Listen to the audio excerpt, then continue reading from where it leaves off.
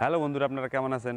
আশা করছি সবাই ভালো আছেন। তো আজ কথা বলবো ব্যাকগ্রাউন্ড অর্থাৎ বোকে, অর্থাৎ আমার পিছনে যে ব্যাকগ্রাউন্ডটা দেখতেছেন এটা কিন্তু আপনি ক্লিয়ার দেখতে পারতেছেন না। আমি ক্লিয়ার দেখতেছি কিন্তু ক্যামেরা কিন্তু ক্লিয়ার দেখতেছে না, ক্যামেরা ব্লার দেখতেছে।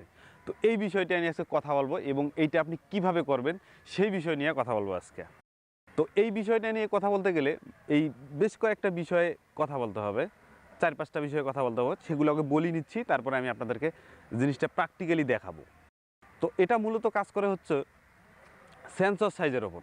আপনার যে ক্যামেরার যে সেন্সর আছে, অর্থাৎ যে আমার কাছে ক্যামেরাটা দেখতেছেন এর ভিতরে একটা সেন্সর আছে, ছবি তোলার সেন্সর। তো এই সেন্সরটা হচ্ছে আপনার যত বড় হবে আপনি বোকে ইফেক্টটা তত বেশি পাবেন। আপনি যদি স্মার্টফোন অর্থাৎ ডিএসএলআর ক্যামেরার সেন্সর সাইজটা আর হচ্ছে স্মার্টফোনের যে সেন্সর সাইজটা, এই দুইটা সাইজ কিন্তু এক না। স্মার্টফোনের সেন্সর সাইজটা খুব ছোট এবং ডিএসএলআর সেন্সর সাইজটা অনেক বড়। এই সেন্সর সাইজ ডিএসএলআরের মধ্যে আবার অনেক বড় আছে। এগুলো হচ্ছে ক্রপ সেন্সর, এরপরে আছে ফুল ফ্রেম, এরপরে আবার আছে মিডিয়াম ফরম্যাটের সেন্সর। তো এই সেন্সর সাইজটা যত বেশি হবে আপনি পিছনে বোকে ইফেক্টটা তত বেশি পাবেন। এটা হচ্ছে নাম্বার 1। নাম্বার 2 হচ্ছে লেন্স। লেন্সের অ্যাপাচার ভ্যালু, অর্থাৎ আমার কাছে যে লেন্সটি দেখতেছেন এটার অ্যাপাচার ভ্যালু হচ্ছে 3.5 থেকে 5.6। আর আমার কাছে যে লেন্সটা দেখতেছেন, এই যে আমার কাছে 50 মিলিমিটারের যে লেন্সটা দেখতেছেন এটার হচ্ছে অ্যাপাচার হচ্ছে 1.4। আর আমার কাছে যেটা এটা লেন্স দেখতেছেন এটার হচ্ছে 2.8, অর্থাৎ এটা হচ্ছে 3.5, এটা 2.8, এটা হচ্ছে 1.4। এই যে অ্যাপাচারগুলা, এটা সবচেয়ে যেটার কম থাকবে, অর্থাৎ ধরেন আপনি হচ্ছে অ্যাপাচার ভ্যালু ধরেন 1.2, এটার মধ্যে ব্যাকগ্রাউন্ডে বেশি ঝাপসা পাবেন। 1.4 ব্যাকগ্রাউন্ডে একটু কম ঝাপসা পাবেন। 1.8 আরও কম পাবেন। 2.8 আরও কম পাবেন। আর হচ্ছে অ্যাপাচার ভ্যালুর আরেকটা গুণ হচ্ছে, মানে আরেকটা সুবিধা হচ্ছে, অ্যাপাচার ভ্যালু যত কম হবে আপনি রাত্রে তত ভালো ছবি তুলতে পারবেন, অর্থাৎ বেশি দেখতে পারবে। অ্যাপাচার ভ্যালু যত কম হবে তত বেশি দেখতে পাবে। এটা হচ্ছে 2 নাম্বার। 3 নাম্বার হচ্ছে ফোকাল লেন্থ, অর্থাৎ ধরেন একটা 50 মিলিমিটার, এটার অ্যাপাচার হচ্ছে 1.4। আমার কাছে ধরেন এই লেন্সটারও, আপনি ধরেন যে এই লেন্সটার হচ্ছে অ্যাপাচার ভ্যালু 1.4, এই লেন্সটারও ধরেন অ্যাপাচার ভ্যালু 1.4। এখন এটা হচ্ছে 50 মিলিমিটার 1.4, আর এটা ধরেন যে হচ্ছে 100 মিলিমিটার 1.4। তাহলে এই দুটার মধ্যে বুকে ইফেক্ট কোনটার মধ্যে বেশি পাবেন? অবশ্যই এটার মধ্যে বেশি পাবেন, কারণ এটা ফোকাল লেন্থ বেশি, অর্থাৎ দূরে। আমি একটু আপনাদেরকে স্যাম্পল দেখাচ্ছি। যেমন আমার পাশের যে আছে ওনাকে আপনারা ক্লিয়ার দেখতেছেন, আমাকেও কিন্তু ক্লিয়ার দেখতেছেন। তো আপনি যদি এখন চান যে আমাকে ফোকাস করবেন, ওকে ব্যাকগ্রাউন্ডে ওকে ঝাপসা করে দিবেন, সেটা কিন্তু সম্ভব না। সেটা কিভাবে সম্ভব হবে? যেমন আমি এখন তাকে পিছনে দেবো, যখন পিছনে যাবে সে, তখন দেখবেন সে আস্তে আস্তে আস্তে আস্তে ব্লার হয়ে যাচ্ছে। একটু পিছনে যাও, ও কিন্তু এখন ধীরে ধীরে ধীরে ধীরে কিন্তু ব্লার হয়ে যাচ্ছে, ব্লার হয়ে যাচ্ছে।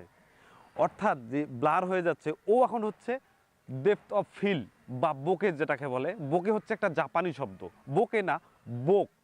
এই বোক থেকে, জাপানি শব্দ আমাদের উচ্চারণ করতে একটু সমস্যা হয়, বোক। এই বোক থেকে লাস্টে হচ্ছে একটা এইচ যোগ করা হয়েছে, এইচ যোগের পর হচ্ছে এটা বোকে। অর্থাৎ আপনি পিছনে যে ঝাপসাটা দেখতেছেন এটা হচ্ছে বোকে। এখন আমি ধরুন আমি পিছনে যাকে যে আছে আমি এখন তাকে ফোকাস করব। এখন সে যদি ফোকাস থাকে তাহলে আমি থাকবো ডিফোকাসে, অর্থাৎ তাকে আমি এখন ফোকাস করব। ওকে, হ্যাঁ, এখন আপনি দেখতেছেন আমাকে কিন্তু এখন ক্লিয়ার দেখা যাচ্ছে না, মানে আমি এখন বোকের ভিতরে আমি এখন আছি, আর ও আছে হচ্ছে সাবজেক্টের ভিতরে। ওকে এখন ক্লিয়ার দেখতেছেন আর আমাকে এখন ব্লাড দেখতেছেন। এটাই হচ্ছে মানে বোকে ইফেক্টের খেলা। এখন হচ্ছে একটু সামনে আসো, আমার সাথে আসো। এখন সাবজেক্ট ক্লিয়ার। হ্যাঁ, এখন হচ্ছে সাবজেক্টটা ক্লিয়ার, অর্থাৎ আমাদেরকে দুজনকে এখন সমানভাবে দেখা যাচ্ছে। এখন আপনারা এই সমানভাবে দেখতে পারবেন দুইজনকে। এখন এই দুজনকার মধ্যে যদি আপনি একজনকে বোকে করতে চান তাহলে কিন্তু হবে না। বোকে করতে গেলে অবশ্যই তাকে সামনে যাইতে হবে অথবা পিছনে যাইতে হবে। আরেকটা ব্যাপার হচ্ছে যে এই যে ফোকাল লেন্থ যেটার কথা বললাম, এখন ধরেন আপনি হয়তো মনে মনে ভাবতে পারেন তাহলে ফোকাল লেন্থ যদি বেশি হয় তাহলে বোকে ইফেক্টটা বেশি হবে, তাহলে আমি কি করব? তাহলে আমি হচ্ছে যেমন কম দামি লেন্স আছে, যেমন 7,000 টাকা বা হচ্ছে 6,000 টাকা বা 8,000 টাকার কিছু লেন্স আছে, জুম লেন্স, অর্থাৎ ধরেন 75 মিলিমিটার থেকে 300 মিলিমিটার। তাহলে আপনি হয়তো মনে করতেছেন যে তাহলে আমি 300 মিলিমিটার করবো, 300 মিলিমিটার করে তাহলে ছবি তুলবো। এখন আপনি 300 যদি মিলিমিটার করতে যান তাহলে কিন্তু এই ফোকাল এর যে অ্যাপারচার ভ্যালুটা কিন্তু 1.8-এ থাকতেছে না, তখন অ্যাপারচার ভ্যালুটা বেশি হয়ে যাচ্ছে। যখন আপনি 75-300 মিলিমিটার দিয়ে যখন আপনি ফুল জুম করবেন তখন দেখবেন ওটার অ্যাপারচার ভ্যালু 6.5 হয়ে গেছে অথবা 5.6 হয়ে গেছে, অ্যাপারচার ভ্যালু বেশি হয়ে গেছে। আর আপনি আরেকটা জিনিস দেখবেন, সেটা হচ্ছে জুমের। অর্থাৎ আমার ক্যামেরাটা যদি এখন হাতে থাকে, যদি আমি এখন 18 মিলিমিটারের মধ্যে থাকি, তাহলে আমার হাতের যে কাঁপুনিটা সেটা হালকা দেখা যাবে। যখন আমি এটা একটু জুম করব, বেশি জুম করব, তখন আমার হাতের কাঁপুনিটা বেশি হয়ে যাবে। তখন আমার কি করতে হবে, এখন হচ্ছে ধরেন আমি 18 মিলিমিটারে আছি, এখন যদি আমি কোনো কিছু ভিডিও করতে চাই, আমার হাত কিন্তু অতটা শেক হবে না, হালকা একটু শেক হবে। কিন্তু যখন আমি আস্তে আস্তে জুম করব, তখন কিন্তু আমার হাতটা বেশি শেক হবে, মানে বেশি ঝাঁকি পড়বে। যখন বেশি ঝাঁকি পড়বে, তখন এই বেশি ঝাঁকিটাকে আপনি ছবি তোলার জন্য কীভাবে কন্ট্রোল করবেন? শাটার স্পিড দিয়ে কন্ট্রোল করবেন। শাটার স্পিডটা মূলত আমরা যেভাবে কন্ট্রোল করি, একটা হিসাব দেখাচ্ছি। ধরেন আপনি, আমার ফোকাল লেন্থটা এখন আছে, ধরেন আপনি 50 মিলিমিটারে আমি এখন ফোকাল লেন্থটা নিলাম, তার মানে একটু কাঁপাকাঁপি বা একটু শেক হবে। তখন আমি 50 মিলিমিটার আছে, আমি শাটার স্পিডটা তখন কত করব? এর ডাবল করব। যদি 50 মিলিমিটার হয়, তখন আমি এর শাটার স্পিডটা করব 100, অর্থাৎ 1/100 করব। এখন ধরেন যদি আমি 135 মিলিমিটার করি, তাহলে আমার শাটার স্পিডটা ডাবল করতে হবে এই শেডটাকে কন্ট্রোল করার জন্য। আপনি যদি এখন এই 300 মিলিমিটার জুম যে লেন্সটা আছে, এইটাকে যদি আপনি 300 মিলিমিটার জুম করতে চান, তাহলে 300 জুম, তাহলে এর পরিবর্তিতে আপনার শাটার স্পিড কত রাখতে হবে? অবশ্যই 600 রাখতে হবে। যখন আপনি শাটার স্পিড 600 রাখবেন, তখন ফির আরেকটা কাজ হবে, তা হচ্ছে যে অন্ধকার হয়ে যাবে, মানে কালো হয়ে যাবে। এই কালোটাকে আপনি এবার আলোতে যদি রূপান্তর করতে চান, তাহলে কার সাহায্য নিতে হবে? আপনি তো অ্যাপারচার ভ্যালুর সাহায্য নিতে পারবেন না, কারণ ওই লেন্স দিয়ে আপনি অ্যাপারচার ধরেন 5.6 অথবা 6.5-এ আছে, তখন আপনি ওটাকে কমিয়ে 2.0-তে আনতে পারবেন না, তখন ওইটা কন্ট্রোল করতে পারবেন না। আর এদিকে আপনার যদি আপনি জুম করেন, তাহলে যদি 300 মিলিমিটার জুম হয়, তাহলে শাটার স্পিড রাখতে হবে 1/600, তখন আপনার ছবিটা কালো আসবে। এটাকে আপনি কন্ট্রোল করার জন্য তখন আপনাকে আইএসও ব্যবহার করতে হবে। এখন আইএসও যদি আপনি ধরেন, আইএসওর এই যে ক্রপ সেন্সরের আইএসওর একটা নিয়ম আছে, ধরেন আপনি 100, 200, 300, 400 পর্যন্ত, যেমন আমার যে ক্যামেরা আছে আমি 400 পর্যন্ত মিনিমাম করতে পারি। 400-র পরে যখন যাই, তখন একটু হালকা নয়েজ দেখা যায়। আপনি যখন শাটার স্পিড 600-তে রাখবেন, আর এফের ভ্যালু যখন আপনি 5.6 হয়ে যাবে, তখন ছবিটা কালো আসবে। এইটাকে আপনাকে ব্যালেন্স করার জন্য আপনার আইএসও ম্যাক্সিমাম 1600 থেকে 3200 দিতে হবে। যখন 1600 থেকে 3200-তে রাখবেন, তখন ছবির মধ্যে একটা গেইন নয়েজ আসবে, মানে ছবিটা আর আপনাকে ভালো দেখা যাবে না। এই জন্য আপনাকে কী করতে হবে, যদি আপনার জুম লেন্স দরকারই হয়, তাহলে আপনাকে এফের ভ্যালু যেগুলো কম, অর্থাৎ ধরেন 2.8 আছে, যেমন হচ্ছে 70-200 মিলিমিটার 2.8, এটার দাম কিন্তু অনেক, প্রায় হচ্ছে 1,25,000 টাকার মতো দাম। কিন্তু এই যে কম দামি লেন্সগুলো আপনারা না বুঝে নেন, এই যে 75-300 মিলিমিটার, 75-300 মিলিমিটার এই লেন্সটাই মূলত আমাদের এই ক্রপ সেন্সর ক্যামেরার জন্য না। এটা হচ্ছে যারা ফুল ফ্রেম সেন্সর যারা ব্যবহার করে তাদের জন্য। ফুল ফ্রেম সেন্সরে আপনি আইএসও 3200 করেন, 6400 করেন, আপনি 1600 করেন, সমস্যা নাই, আইএসও ওখানে আসবে না। কিন্তু আমাদের ক্রপ সেন্সরের সেন্সর সাইজটা অনেক ছোট, যখন আপনি আইএসওটাকে যখন বেশি যখন করেন, তখন সমস্যা হয়। আপনি এই যে আমার ক্যামেরাটা দেখতেছেন, এটা হচ্ছে ক্রপ সেন্সর। আমি যদি 3200 অথবা ধরেন 6400 যদি আমি আইএসও দিই, আইএসও দিয়ে ছবি তুলি অথবা যদি ভিডিও করি, তাহলে কিন্তু আমার চার্জ বেশিক্ষণ থাকবে না। কারণ হচ্ছে এই যে সেন্সরটা আছে, সেন্সরের ক্ষুদ্র ক্ষুদ্র ক্ষুদ্র ক্ষুদ্র কিছু কণিকা আছে, এই অনেক কণিকা মিলিয়ে একটা ছবি হয়। যেমন হচ্ছে একটা ইট বানাইতে গেলে অনেকগুলো বালি অথবা অনেকগুলো মাটির ছোট ছোট বিন্দু বিন্দু থেকে একটা ইট তৈরি হয়। তেমনভাবে এইরকম এই সেন্সরটার ভিতরে ছোট ছোট এই ধরনের কিছু বিন্দু আছে, এই বিন্দুগুলো থেকে একটা ছবি তৈরি হয়। এই ক্রপ সেন্সরে এই বিন্দুগুলোর সাইজ হচ্ছে অনেক ছোট। যখন আপনি আইএসও 3200 অথবা 6400-তে রাখবেন, তখন কি করবে, এই সেন্সরটাকে তখন হিট দেবে, বিদ্যুৎ দিয়ে এটাকে হিট দেবে, হিট দিয়ে এটাকে আলোকিত করবে। যখন বিদ্যুৎ দিয়ে আলোকিত করবে, তখন এটার মধ্যে নয়েজ আসবে। কিন্তু ফুল ফ্রেমে সেই জিনিসটা কিন্তু হবে না, কারণ ওর যে বিন্দুগুলো আছে, এগুলো হচ্ছে সাইজটা বড়, কারণ ওই সেন্সরের সাইজ বড়, যার কারণে আপনি 6400, আপনি 12,000-এ গেলে হয়তো আপনি বুঝতে পারবেন যে একটু নয়েজ, কিন্তু ক্রপ সেন্সর এটা হবে না। আর 75-300 মিলিমিটার লেন্সটা আর একটা দিক বলি, এটা হচ্ছে ইএফ লেন্স, এটা কিন্তু ইএফএস না। ইএফএস লেন্সগুলো মূলত ক্রপ সেন্সর ক্যামেরায় ব্যবহার করা হয়, আর ওটা হচ্ছে ইএফ লেন্স, যার কারণে আপনি ওই লেন্সটা ফুল ফ্রেমে আপনি 3200 আইএসও করতে পারবেন, প্রবলেম নেই। কিন্তু ক্রপ সেন্সর ক্যামেরায় আপনারা যে ভুল করে নেন। তো আমি এখন এটা দেখাবো যে আপনি ব্যাকগ্রাউন্ডটা কীভাবে ব্লার করবেন, ব্লার করে কীভাবে ছবি তুলবেন। এতক্ষণ তো বললাম, তো এখন আমি প্র্যাকটিক্যাল দেখাবো। তো মূলত সবার কাছে কিন্তু 55, 18-55 যে লেন্সটা আছে এটা হচ্ছে প্রায় লোক সবার কাছে আছে। তো আমি এটা দিয়ে প্রথমে দেখাচ্ছি যে ব্যাকগ্রাউন্ডে আপনারা ঝাপসা করবেন কীভাবে। যদিও ওটার এফের ভ্যালু অনেক বেশি, তারপরে ওটা ব্যাকগ্রাউন্ডটা ঝাপসা করানো যায়। আমরা চোখ দিয়ে যেভাবে দেখি আসলে এই লেন্সটা এইভাবেই দেখে, যার কারণে এটাতে ব্যাকগ্রাউন্ডে বেশি ব্লার করা যায় না। যতটুকু সম্ভব আমি দেখাচ্ছি। তো আমি এখন একটা ছবি তুলে আপনাদেরকে দেখাচ্ছি।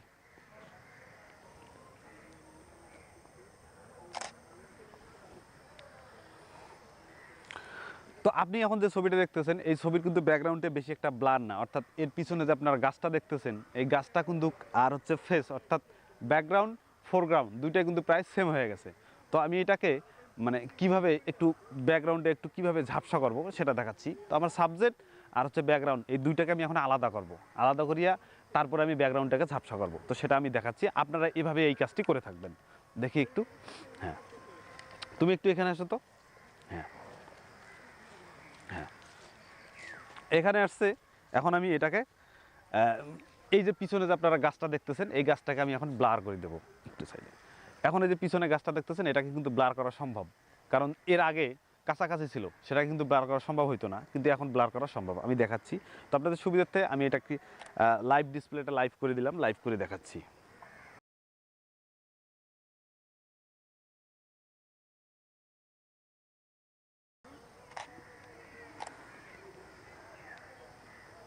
হ্যাঁ এখন আপনারা যে পিছনে গাছটা দেখতেছেন সেটা কিন্তু অর্থাৎ সাবজেক্ট, ছবিটা থেকে সাবজেক্টটা একটু আমি আলাদা করছি, যার কারণে আপনি কিন্তু গাছটা একটু ব্লার দেখতে পারতেছেন সাবজেক্ট থেকে। আমি যদি এটাকে আরও বেশি এই যে মাঝখানে যে আপনারা গ্যাপটা দেখতেছেন, আমি এখানে দাঁড়ায় থাকো, এই যে মাঝখানে আপনারা গ্যাপটা দেখতেছেন এই গ্যাপটা আমি যত বেশি করব আমার এই জিনিসটা তত বেশি ঘোলা হবে সাবজেক্ট থেকে। আমি আবারও দেখাচ্ছি, আরেকটা দিয়ে আমি দেখাচ্ছি। ওই যে সামনে যে গাছটা দেখতেছেন সেই গাছটাকে আমি এখন এইটা থেকে মডেল থেকে আমি গাছটা অনেক দূরে রাখছি, এখন দেখবেন এটা আরও বেশি ব্লার হবে। আমি এটা এখন ট্রাই করে আপনাদেরকে দেখাচ্ছি।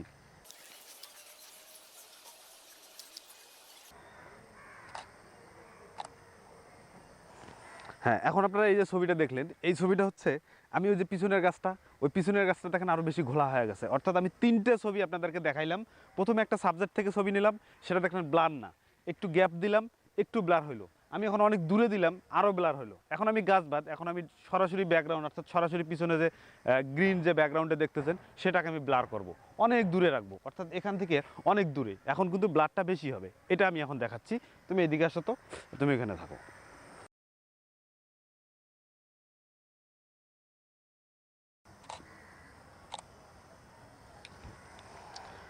হ্যাঁ এখন আপনারা দেখলেন যে পিছনে আমি যে ব্যাকগ্রাউন্ড অর্থাৎ সিনারিটা দিলাম সেটা কিন্তু ব্যাকগ্রাউন্ডে কিন্তু ঝাপসা হয়ে গেছে। এখন এটা যেহেতু কিট লেন্স এটা কিন্তু এতটা ঝাপসা হবে না। এই ঝাপসাটা আপনি যদি আরও বেশি করতে চান, ধরেন আমি এই ঝাপসাটা আরও বেশি করব, তাহলে আমি কি করব, তাহলে আপনি একটা প্রাইম লেন্স নিতে পারেন, ধরেন হচ্ছে 1.8 নিতে পারেন, যেটার দাম হচ্ছে 8,000 টাকা। তো আর এর চাইতে যদি বেশি চান তাহলে আপনি 24,000 টাকা 1.4 নিতে পারেন, অথবা আপনি 85 লেন্স নিতে পারেন। তো আমি এখন 50 মিলিমিটার যে লেন্সটা আছে সেটা দিয়ে আমি এখন দেখাবো। দেখি আমার কাছে এখন 50 মিলিমিটার নাই, আমার কাছে এখন 85 মিলিমিটার আছে, আমি সেটা দিয়ে দেখাচ্ছি। তো আমার কাছে এখন যে লেন্সটি আছে এটা হচ্ছে 85 মিলিমিটার, এটা খুব একটা ভালো লেন্স।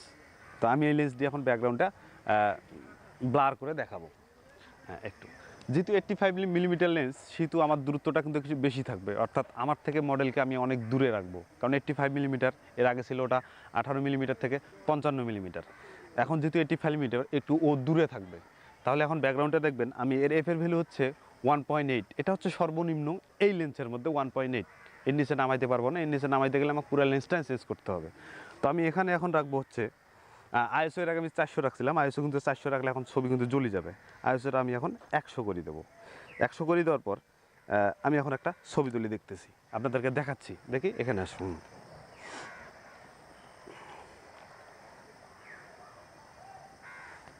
আর একটু দূরে যাও।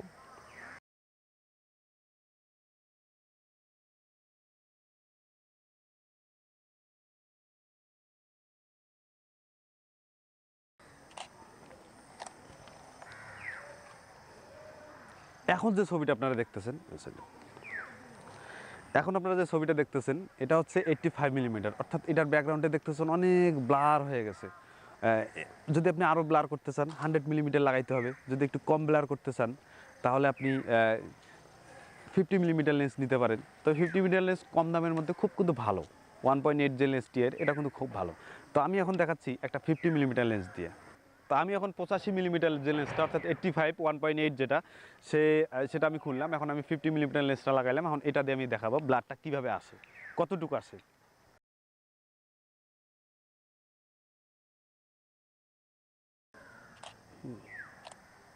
হ্যাঁ, এখন আপনারা দেখতেছেন হচ্ছে যে ছবিটা দেখলেন এটা হচ্ছে 50 মিলিমিটার, অর্থাৎ এর বোকে ইফেক্টটা যে 85 মিলিমিটার আছে তার চেয়ে একটু কম।